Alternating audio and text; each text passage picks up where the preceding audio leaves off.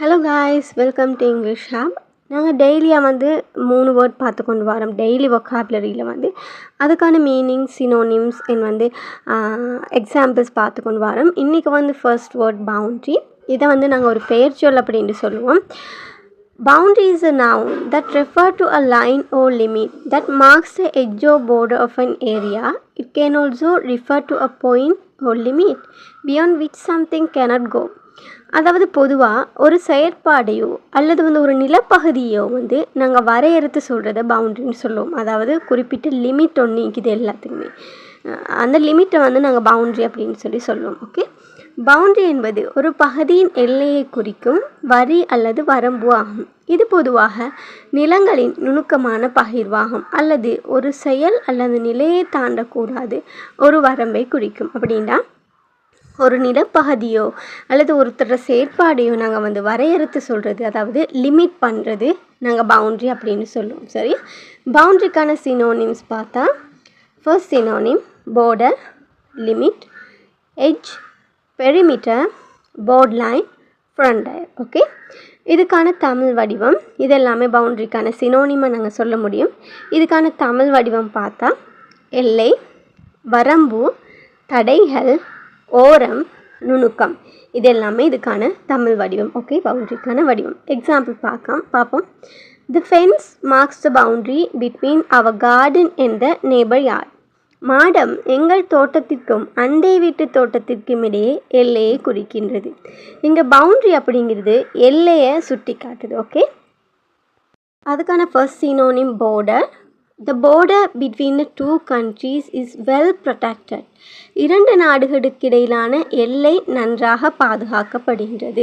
இங்கே வந்து border அப்படிங்கிறது பவுண்ட்ரிக்கான சினோனிம். border வந்து நாங்கள் எல்லை அப்படின்ட்டு குறிப்பிட்டு சொல்ல முடியும். ஓகே, ரெண்டாவது சினோனிம் வந்து limit. You must respect the limit of the playground. விளையாட்டு திடலின் வரம்பை நீங்கள் மதிக்க வேண்டும். இங்கே லிமிட் அப்படிங்கிறது வரம்பு அப்படிங்கிறத சுட்டி காட்டுது. ஓகே, ஸோ வந்து இதுவும் வந்து பவுண்ட்ரிக்கான செகண்ட் சினோனிமாக சொல்ல முடியும். மூன்றாவது சினோனிம் எட்ஜ் அப்படின்னு சொல்ல முடியும். The house is located at the edge of the forest. அந்த வீடு காட்டின் ஓரத்தில் அமைந்துள்ளது. இங்கே எட்ஜ் அப்படிங்கிறது ஓரம் அப்படிங்கிறத சுட்டி காட்டுது. இது வந்து பவுண்ட்ரிக்கான third synonym. Okay, fourth synonym வந்து perimeter. The guards patrol the perimeter of the building. காவலர்கள் கட்டிடத்தின் சுற்றுவரம்பை காவல் காக்கிறார்கள். இங்கே பெரிமீட்டருங்கிறது வரம்பு அப்படிங்கிறத சுட்டி காட்டுது. இது வந்து பவுண்ட்ரிக்கான நான்காவது சினோனிம். ஓகே, ஸோ ஐந்தாவது சினோனிம் பார்த்தா frontier. The frontier between the two regions is peaceful. இரண்டு பகுதிகளுக்கு இடையான முனையம் அமைதியாக இருக்கின்றது. இங்கே இது ஃப்ரண்டையர் அப்படிங்கிறது முனையம் அப்படிங்கிறது சுட்டி காட்டுது. இது பவுண்ட்ரிக்கான ஃபிஃப்த் சினோனிம். ஓகே, அடுத்த வேர்ட் வந்து இவென்ச்சுவலி. ஸோ இதை நாங்கள் வந்து எட்வர்ப் அப்படின்னு சொல்லுவோம். பொதுவாக வந்து இங்கிலீஷில் வந்து வேர்ப் அப்படின்னா வினைச்சொல். இந்த வேர்பை அலங்கரிக்கிறதுக்கு பயன்படுத்துகிற வந்து வேர்டு நாங்கள் எட்வர்ப் அப்படின்னு சொல்லுவோம். Eventually is an adverb that means in the end or after a long time, especially after a lot of delay or problems. அப்படின்னு சொன்னால் eventually அப்படிங்கிறது நாங்கள் கடைசியில் அப்படின்னு பாவிப்போம். பொதுவாக வந்து கடைசியில் ஒன்று சேர்ந்தாச்சு அப்படின்ற மாதிரி தமிழில் சொல்லுவோம். அந்த மாதிரி பாவிக்கக்கூடிய வேர்டு நாங்கள் eventually அப்படின்னு சொல்லுவோம். eventually என்பதற்கான தமிழ் பொருள் இறுதியில் அல்லது பல தடைகளை தாண்டி ஒரு காலத்தில் நடக்கும் ஒரு செயலை குறிக்கும். அப்படின்னு சொன்னால் நாங்கள் ஃபைனலி eventually அப்படின்னு சொல்கிறது. அதாவது இப்போ ஒரு ப்ராப்ளம் வருது அப்படின்னு சொன்னால் அந்த ப்ராப்ளமை தாண்டி கடைசியில் நாங்கள் ஒன்று சேர்ந்தாச்சு அப்படி மாதிரி யூஸ் பண்ணுற வேர்டுக்கு நாங்கள் இவென்ச்சுவலி அப்படின்னு சொல்லிடலாம். இதுக்கான சினோனிம்ஸ் பார்த்தா finally, ultimately, in the end, at last, sooner R later. Okay, இதெல்லாம் வந்து இவென்ச்சுவலி அப்படிங்கிறதுக்கான சினோனிம்ஸாக பார்க்க முடியும். இதில் தமிழ் வடிவம் கடைசியில், முடிவில், இறுதியில், பின்னேரத்தில், ஒரு நாளில், இதெல்லாம் வந்து இதுக்கான தமிழ் வடிவம். எக்ஸாம்பிள் பார்த்தோன்னாங்க, after studying hard for month she eventually pass the exam. சில மாதங்கள் கடினமாக படித்த பிறகு அவள் இறுதியில் தேர்வில் தேர்ச்சி பெற்றாள். இவென்ச்சுவலி அப்படிங்கிறது இறுதியில் அப்படிங்கிறத வந்து சுட்டி காட்டுது. ஸோ அடுத்ததான் வந்து ஃபைனலி, இவென்ச்சுவலிக்கான சினோனிம் வந்து ஃபைனலி. அதுக்கான example, after a long journey we finally reached our destination. நீண்ட பயணத்திற்கு பிறகு நாங்கள் கடைசியில் எங்கள் இலக்கை அடைந்தோம். இங்கே ஃபைனலி அப்படிங்கிறது கடைசியில் அப்படிங்கிறத சுட்டி காட்டுது. ஓகே, ரெண்டாவது example, ultimately he worked hard and ultimately he succeed in his goal. அவர் கடினமாக உழைத்து இறுதியில் அவர் தனது இலக்குகளில் வெற்றி பெற்றார். இங்கே அல்டிமேட்லி அப்படிங்கிறதும் இறுதியில் அப்படிங்கிறத சுட்டி காட்டுது. இதையும் நாங்கள் இவென்ச்சுவலிக்கான சினோனிமாக பார்க்க முடியும். ஓகே, அடுத்த third synonyms in the end. In the end அப்படின்னா கடைசியில் இறுதியில் அப்படின்னு மாதிரி சொல்கிறது. In the end everything worked out fine despite the challenge. இறுதியில் சவால்களுக்கு பிறகு எல்லாமே சரியாக முடிந்தது. இங்கே இன் தி எண்ட் அப்படிங்கிறது இறுதியில் அப்படிங்கிறத சுட்டி காட்டுது. ஓகே, அடுத்த சினோனிம்ஸ் at last.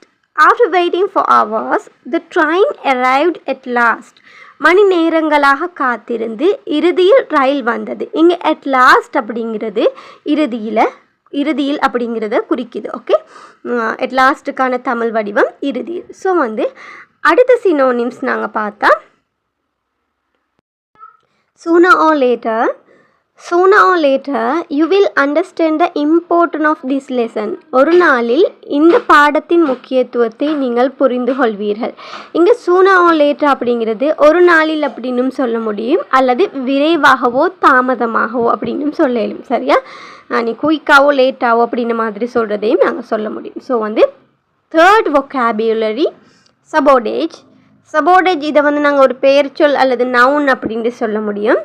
ஸோ இதை நாங்கள் ஒரு விஷயத்தை டேமேஜ் பண்ணுறது, அதை ஒரு இமேஜ் ஆகிக்கட்டும், ஒரு பொருள் ஆகிக்கட்டும், நாங்கள் எய்ம் வச்சு டேமேஜ் பண்ணுறது நாங்கள் சபோர்டேஜ் அப்படின்னு சொல்லுவோம். Sabotage means deliberately damaging, destroying or obstructing something, often secretly, to prevent it from functioning properly or to cause harm, especially in a work or organizational context. Okay, அதாவது ஒரு விஷயத்தை சேதப்படுத்துறது, அது ஒரு பொருளாய்க்கட்டும், அது ஒருத்தட்ட இமேஜ் ஆகிக்கட்டும், அதை நாங்கள் பிளான் பண்ணி சேதப்படுத்துறது. அது இப்போ ஒரு மிஷினை சேதப்படுத்தினா அது ப்ராப்பராக ஒர்க் பண்ணாது. அப்போ அதை நாங்கள் ஒரு நோக்கத்தோடு செய்கிறது, சரியில்லாத எண்ணத்தோடு செய்கிறத நாங்கள் சபோர்டேஜ்னு சொல்லுவோம்.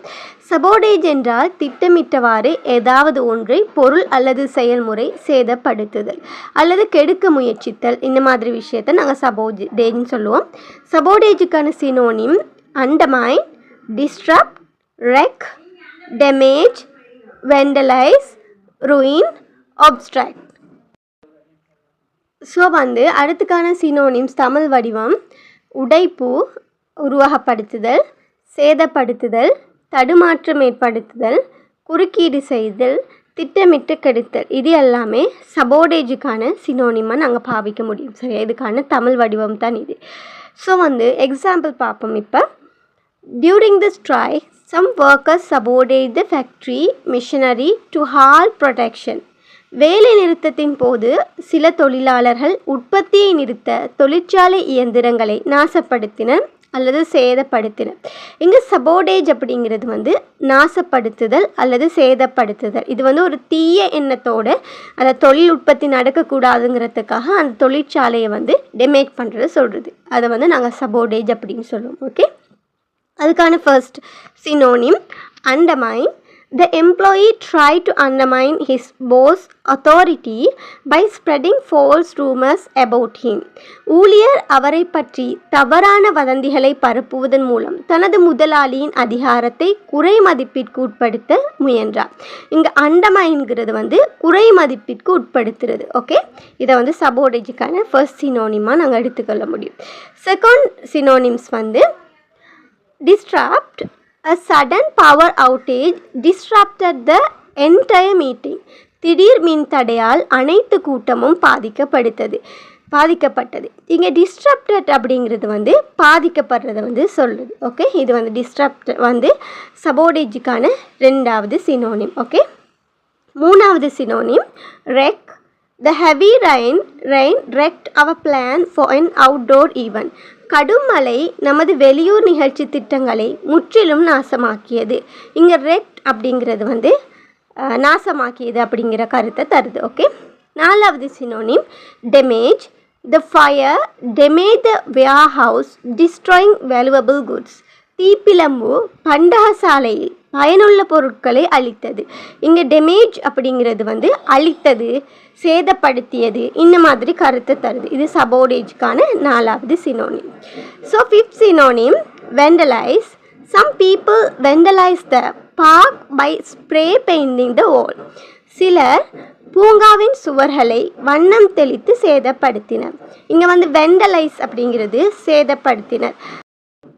ஸோ இங்கே வந்து வெண்டலைஸ் வந்து சபோடேஜுக்கான அடுத்த சினோனிம். அடுத்தது வந்து ruin. The wrong ingredient ruined the cake.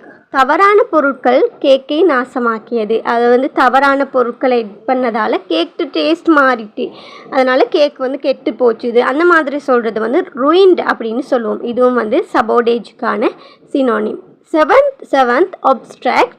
The fallen tree obstructed the road, making it difficult for vehicles to pass. விழுந்த மரம் சாலையை மறைத்தது, வாகனங்கள் செல்ல கடினமாக்கியது. இங்கே obstructed அப்படிங்கிறது கடினமாக்கியது என்ற பொருளை தருது. அப்படியே இந்த வீடியோ பிடிச்சிருந்தால் லைக் பண்ணுங்கள், மறக்காமல் சப்ஸ்கிரைப் பட்டன் ப்ரெஸ் பண்ணுங்கள். அப்போ தான் நாங்கள் போடுற வீடியோ புது வீடியோ உங்களுக்கு நோட்டிஃபிகேஷனாக வரும்.